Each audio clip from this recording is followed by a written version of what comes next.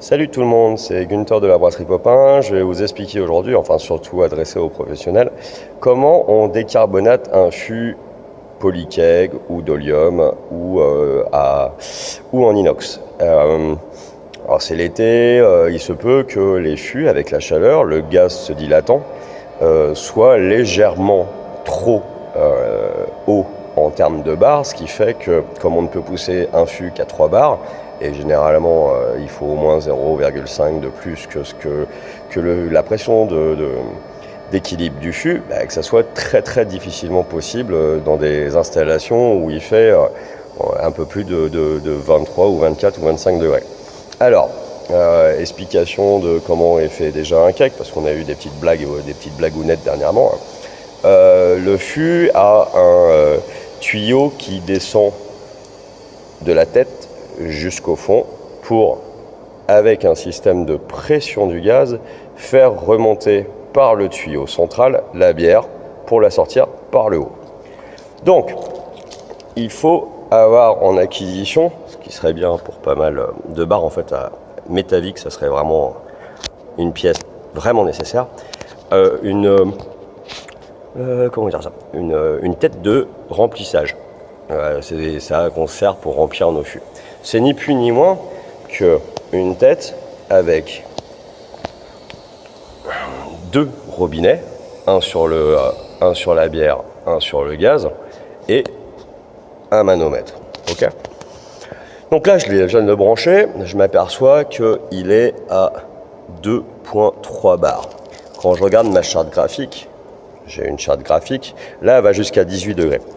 Donc si je la regarde un petit peu, 18 degrés, il y a, hop, là-haut c'est 2,069. On était encore dans le vert, on était encore à 2,58. Volume de gaz par litre qui donne 5,16 grammes par litre, c'est complètement acceptable. En imaginant que moi là je dois être à 22 ou à 23 degrés, on est encore en fait dans une carbonation assez classique, on va dire. Enfin, élevée, mais pas non plus intirable. Ok. C'est un fût d'Icona.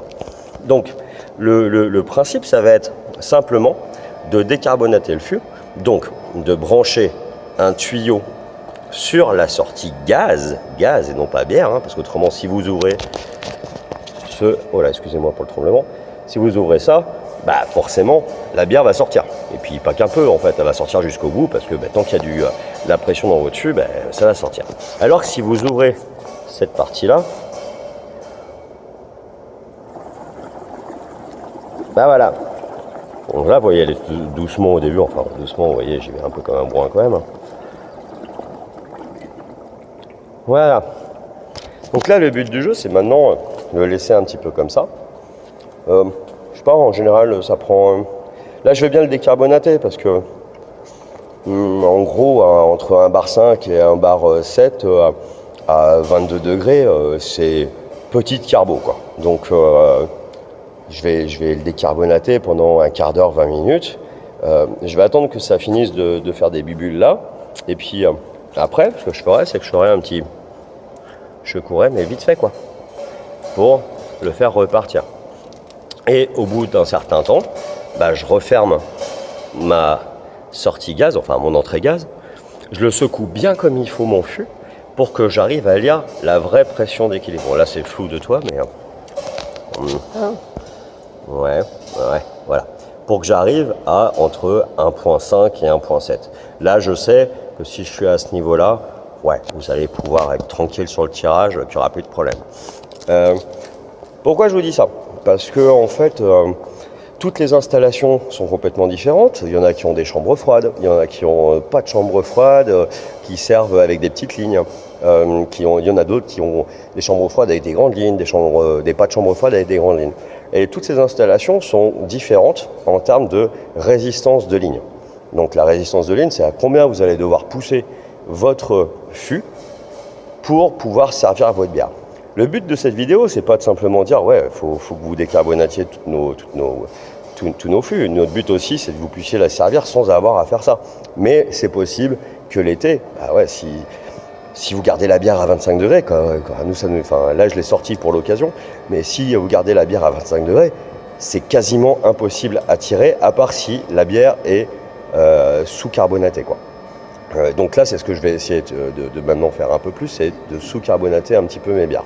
Donc le but du jeu, c'est aussi de connaître bien votre installation, de connaître à quelle pression d'équilibre, donc quand vous branchez le fût, à combien il doit être pour que sur votre installation, ça se tire nickel. Donc ça veut dire que vous perdez mais 0 centilitres. Et là, vous branchez le fût, ça coule tout de suite, ça coule tout seul, tout le monde est content, quoi. Donc le but du jeu, c'est vraiment aussi d'une part de savoir faire ça et de connaître votre installation. Ça, il n'y a que l'expérience qui vous le donnera, quoi. Donc là, vous voyez, ça commence, ça bulle encore, hein, quand même. Ça bulle encore. Mais je vais, hop, je ressecouer un petit peu vite fait, et hop, c'est reparti, quoi. Donc voilà, je vais attendre un bon petit quart d'heure, une demi-heure, puis je vais l'ajuster comme ça. Donc ces têtes de remplissage existent aussi pour Kikeg. Moi, je pense que chaque bar devrait en avoir au moins une comme ça, avec le système John Guest et le petit tuyau et un petit seau pour pouvoir être nickel. Attention, pour ceux qui ont des chambres froides, la décompression comme ça des fûts, ça marche pas, quoi. Donc il faut vraiment que vous les remettiez au chaud, allez, on va dire minimum 15-18 degrés. Et après, avoir cette petite charte graphique que je peux vous donner, que sur demande, je pourrais même la poster, que c'est en fait c'est en fonction de votre température qui est sur la gauche et du nombre de barres qui est en haut, faut être dans la partie verte ou haute grise. Ok, voilà, c'est assez simple à lire, mais par contre ça s'arrête à 18 degrés. Voilà, ciao.